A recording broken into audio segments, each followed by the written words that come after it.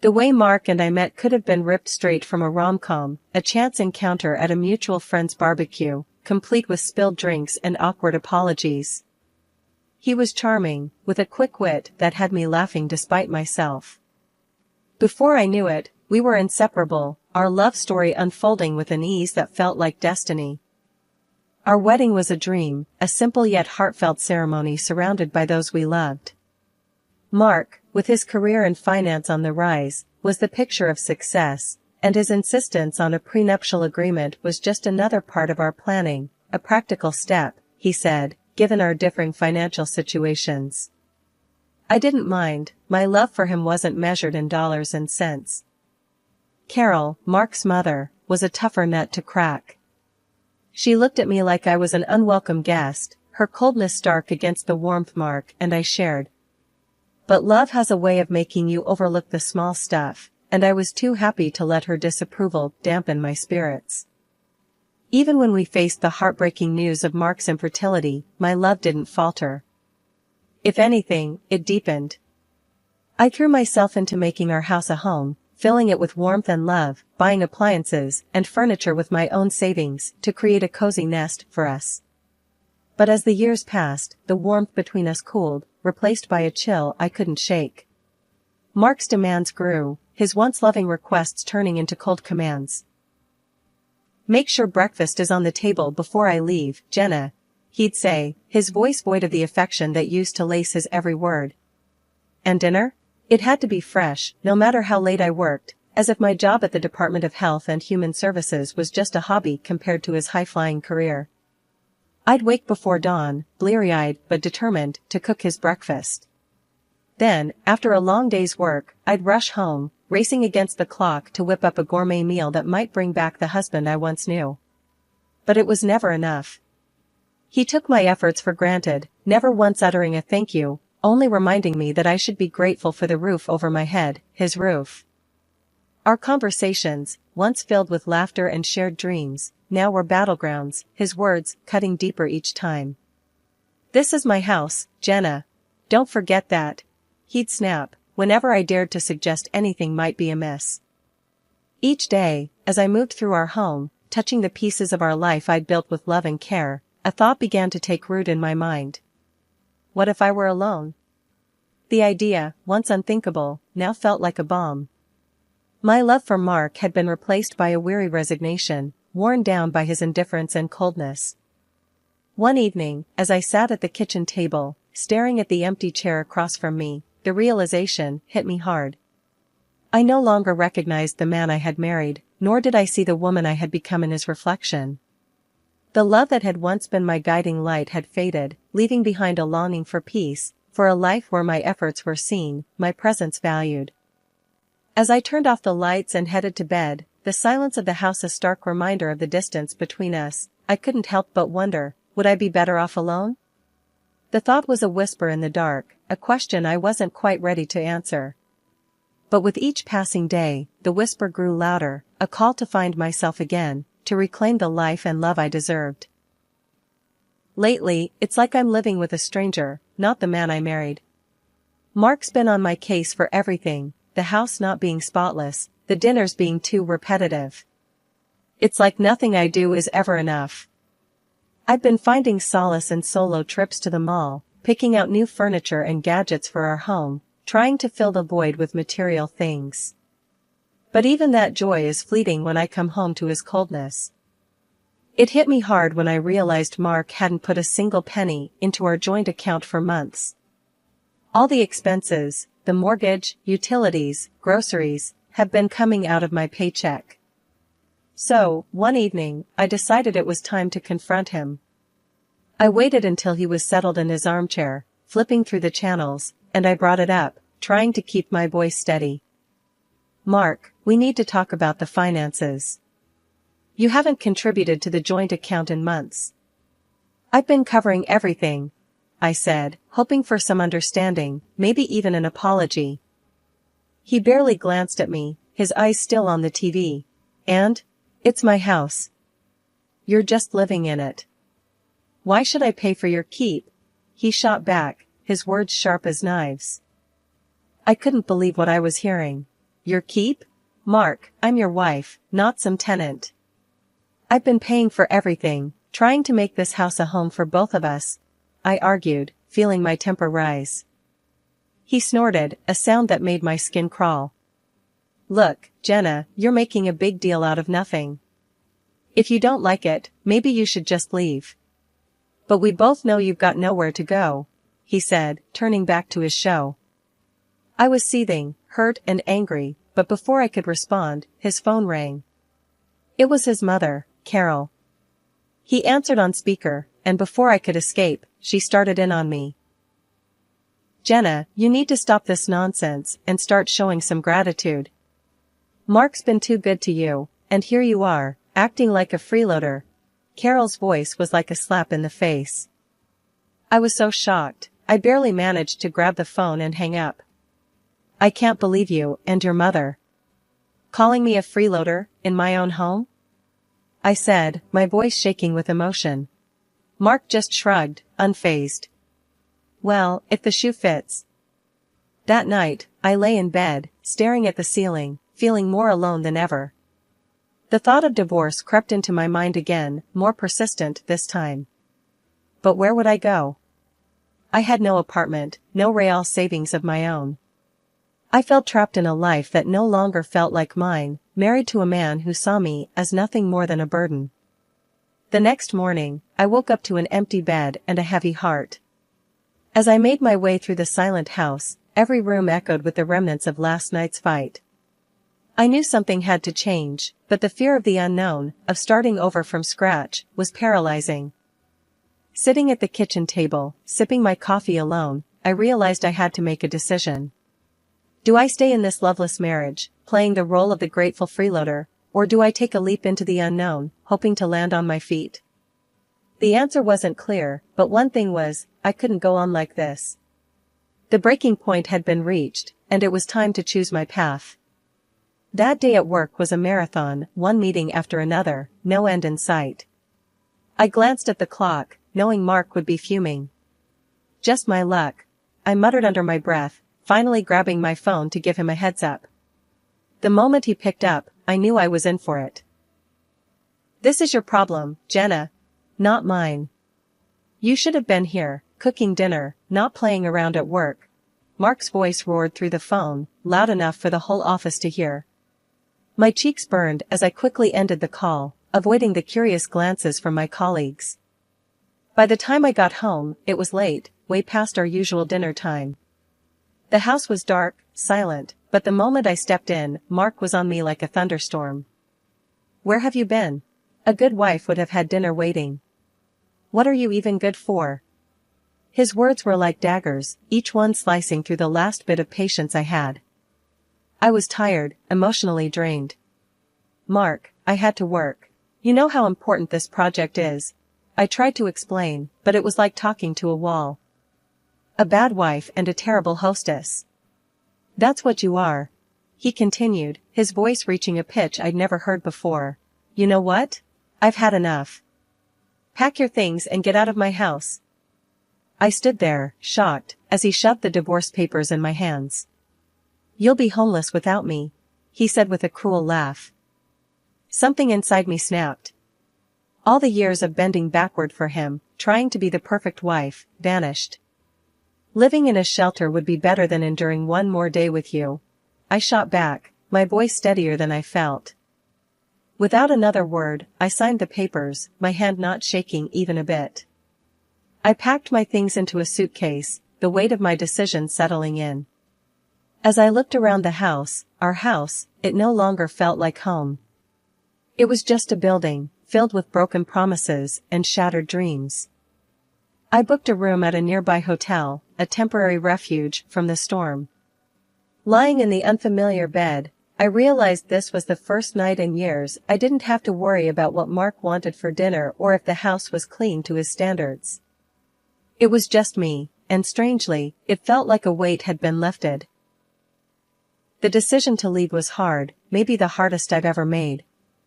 But as I drifted off to sleep, a part of me felt excited for what the future might hold. For the first time in a long time, I was in charge of my own destiny, no longer tied to someone who saw me as less than. Tomorrow, I would start anew, and whatever challenges lay ahead, I was ready to face them head-on. After the whirlwind of leaving Mark and finding myself in a hotel room, the reality of my situation began to sink in. It wasn't long before I got a call that would have once sent me spiraling. It was Carol, Mark's mom, her voice dripping with something like glee. "Jenna, dear," she practically sang into the phone. "I just heard the wonderful news. My boy has finally come to his senses and divorced you. I'm popping champagne tonight.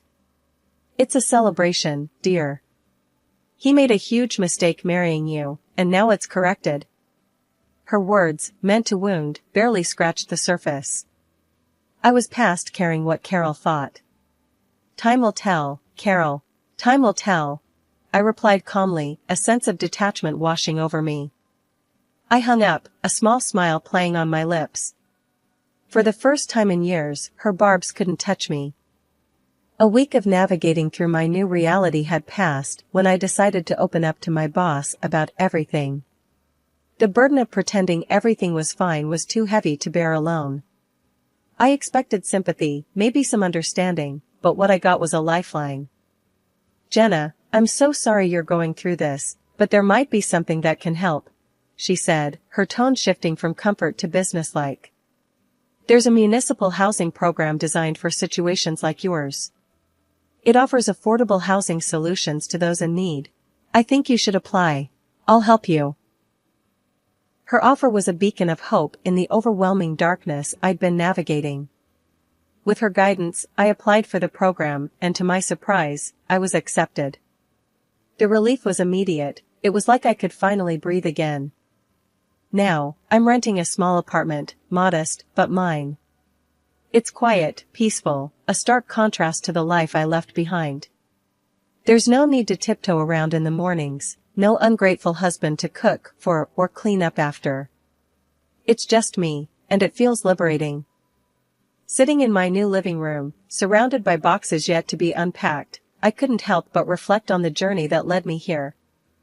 It's been tough, filled with moments of doubt and fear, but also moments of unexpected kindness and newfound strength. For the first time in a long time, I'm excited about the future. I've got a blank canvas in front of me, and I'm ready to start painting a new life, one where my happiness doesn't depend on anyone else.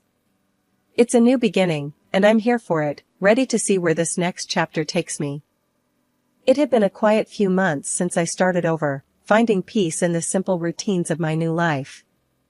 Then, one afternoon, as I was enjoying a rare moment of calm, my phone erupted into a cacophony of rings. The screen flashed a name I hadn't seen in ages, Carol, my ex-mother-in-law. My heart sank. "Why now?" Bracing myself, I answered, "Hello? Jenna, you need to come back to Mark this instant." Carol's voice screeched through the speaker, so loud I had to pull the phone away from my ear. I sighed. "Carol, why would I ever do that?" The question was rhetorical, more for myself than for her. "Because he's in trouble, that's why. That fool of a son of mine bought shares years back, took out loans, and now? He's up to his neck in debt. It's a disaster, and you need to help him sort it out." Her voice was a mix of anger and desperation. I couldn't help but laugh, not out of amusement, but sheer disbelief. Help him? "Carol, do you remember the prenup? The one Mark was so eager to have? It says clearly that I'm not responsible for his debts. And let's not forget, we're divorced. His financial mess isn't my problem." There was a sharp intake of breath on the other end. "Ungrateful girl. After everything we've done for you, you're just going to abandon him?" Her tone was accusatory, as if I had committed a grave sin. "Everything you've done? Carol, let's be clear. The only thing you and Mark ever did was make my life miserable. And as for abandoning him, remember, he kicked me out. He made it clear I was no longer welcome in his life or his house," I retorted, my patience wearing thin. "You'll regret this, Jenna. You think you're better off without him, but you're making a huge mistake," she spat out, her voice venomous. I took a deep breath, finding a calm I didn't know I had. Carol, I've spent too much of my life living in regret and fear because of you and Mark. I'm done. Mark's debts are his own doing. It's time he learns to deal with his own mess. I'm moving on with my life. Goodbye, Carol. With that, I ended the call, a sense of finality washing over me. I had expected to feel shaken, upset, maybe even guilty. But all I felt was relief. Standing up to Carol, making it clear that I was no longer part of their twisted family drama, felt like shedding a weight I'd been carrying for too long. Sitting back down, I let out a long breath I hadn't realized I'd been holding. The conversation with Carol, as unpleasant as it was, served as a stark reminder of how far I'd come. I had fought hard for my independence, my peace, and no amount of guilt-tripping could drag me back into that chaos. For the first time in what felt like forever, I felt truly free. Free from the expectations, the criticisms, the endless cycle of trying to please people who would never see my worth. I had found my strength, my voice, and I wasn't going to let anyone take that away from me again. As I looked around my small apartment, a sense of pride filled me. This was my space, my sanctuary, and my new beginning. I had survived the storm and come out stronger on the other side. And no call, no matter how unexpected or unwelcome, could change that. The next morning, I woke up with a resolve as clear as day. It was time to reclaim what was mine. I rummaged through my files until I found the receipts for all the items I had poured my money into over the years. The sleek dishwasher that made Mark's life easier, the washing machine we picked out together, though, let's be honest, I paid for, and the high-end coffee machine that became the centerpiece of many of his mornings. It wasn't just about the money, it was about the principle, about not letting my contributions be erased and taken for granted any longer. With a moving truck booked and a couple of strong helpers at my side, I went back to the house that was no longer a home. The door opened to an eerie silence, a stark contrast to the chaos of emotion swirling inside me. As the workers started loading up the truck, I couldn't help but feel a mix of satisfaction and sadness. Each piece of furniture, each appliance, had a story, a memory attached to it. But as they say, you can't cling to the past if you want to move forward. Just as we were finishing up, my phone rang. I knew without looking who it was. Mark's name flashed on the screen, his call as predictable as it was unwanted. I answered, bracing myself for the storm. "Where the hell is all my stuff?" he bellowed, skipping any pretense of a greeting. "Your stuff?" I couldn't help the incredulous laugh that escaped me. "You mean the things I bought with my money?" "I've taken them back, Mark. According to our prenup, I have every right to." His curses and insults flew fast and furious, a torrent of anger that once would have cowed me. But not anymore. "Listen, Mark." I cut in, my voice steady. "I wish you the best, truly. But this is where our paths diverge for good." And with that, I hung up and blocked his number, a symbolic gesture of cutting the final tie that bound me to a life that no longer served me. As the moving truck drove away, my heart felt lighter than it had in years. This wasn't just about reclaiming my possessions, it was about reclaiming my life, my independence, and my self-worth. I knew there would be challenges ahead, but for the first time in a long time, I felt ready to face them head-on, on my own terms. 6 months down the line, life's taken a turn I hardly dared dream of. I've snagged myself a cozy apartment in a neat part of town, all thanks to this social program my boss tipped me off about. The deal was sweet, a manageable down payment, with tiny payments stretching out over the years. For the first time, I'm not just scraping by, I've got a bit of wiggle room in my budget, enough to spoil myself without worrying about anyone else's needs or wants. The day I got the keys to my place, I remember stepping through the door, the sense of ownership washing over me. It was a blank canvas, and for the first time in forever, I could paint my life exactly how I wanted. No compromises, no sacrifices, just me. I treated myself to some paints and canvases, a nod to the girl I used to be, the one who found joy in splashing watercolors around, lost in the flow of her own creativity. I even painted a self-portrait, something I'd never have dared do before. Staring at my work, I saw a woman who'd weathered storms and come out stronger, a woman who didn't need anyone else to define her worth. It was like I was seeing myself clearly for the first time, beautiful, self-sufficient, and yeah, a bit selfish, but in the best possible way. And then there's Max, my little bundle of joy, a scrappy little dog with eyes too big for his face and a heart just as oversized.